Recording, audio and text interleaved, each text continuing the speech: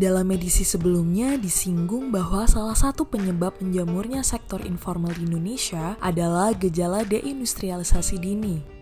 Apa itu deindustrialisasi dini? Hampir seluruh negara maju di dunia menempuh industrialisasi sebagai jalan menuju status sebagai negara maju. Salah satu yang berhasil adalah Korea Selatan. Pada tahun 1967, PDB per kapita Korea Selatan dan Indonesia berada pada tingkat yang sama. PDB per kapita Korea Selatan meningkat drastis, 34.000 US dollar pada tahun 2024, sedangkan PDB Indonesia hanya 5.400 US dollar. Salah satunya karena Korea Selatan berhasil meningkatkan kontribusi sektor industrinya hingga 28% dari PDB pada tahun 1989 dan menjaga stabilitasnya hingga saat ini. Peningkatan inovasi teknologi di Korea Selatan yang mendunia seperti Samsung, LG, dan Hyundai sudah tidak diragukan lagi.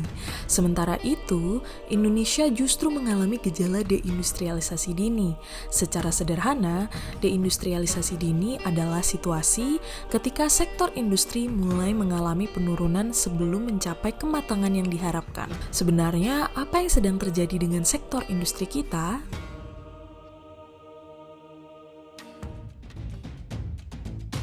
Industrialisasi di Indonesia dimulai pada tahun 1980-an dengan pengembangan industri tekstil, perakitan elektronik, dan perakitan otomotif. Dalam rangka pendalaman industri, pemerintah berencana untuk mengembangkan industri hingga logam dasar dan mesin pada rencana pembangunan 5 tahun. Sektor industri Indonesia pada tahun 1984 hingga 1996 berkembang sangat pesat. Pertumbuhan pada tahun tersebut rata-rata sebesar 10,7% per tahunnya. Terjadi peningkatan pangsa industri pengolahan sebesar 14,6% di tahun 1984 menjadi 25,6% di tahun 1996. Angka tersebut masih terus meningkat hingga 29,1% pada tahun 2001 karena sektor industri masih mampu menjadi penggerak ekonomi meskipun terjadi krisis pada tahun 1998. Namun setelah tahun 2001, Indonesia mengalami deindustrialisasi dini, di mana rata-rata pertumbuhan industri selama tahun 2000 hingga 2022 hanya 4,1% per tahun, jauh di bawah rata-rata tingkat pertumbuhan ekonomi tahun 2000 hingga 2022 sebesar 4,9% per tahunnya.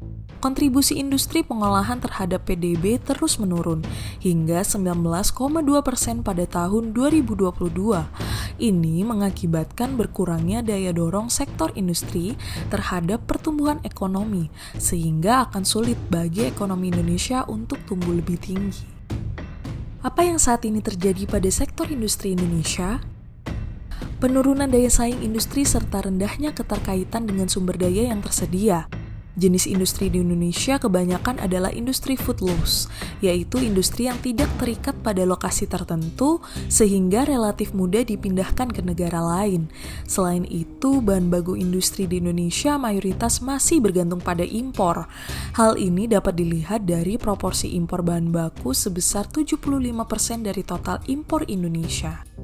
Rencana kebijakan yang tidak spesifik dan tidak terfokus.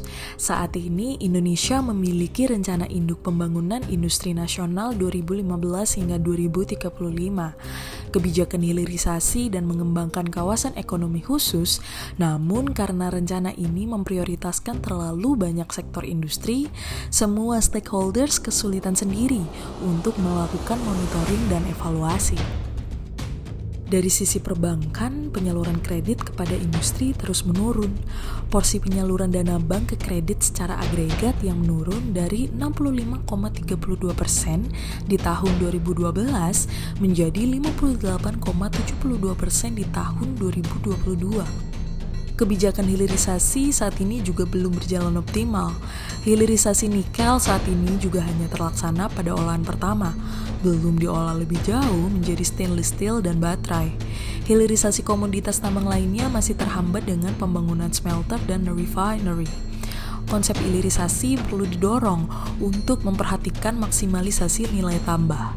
Hilirisasi komoditas hasil kelautan dan pertanian yang juga menjadi produk Indonesia yang melimpah juga perlu ditingkatkan. Kesalahan dalam pelaksanaan industri perlu dibenahi satu persatu. Mari kita dorong agar sektor perindustrian Indonesia kembali meraih kejayaannya untuk Indonesia yang semakin maju.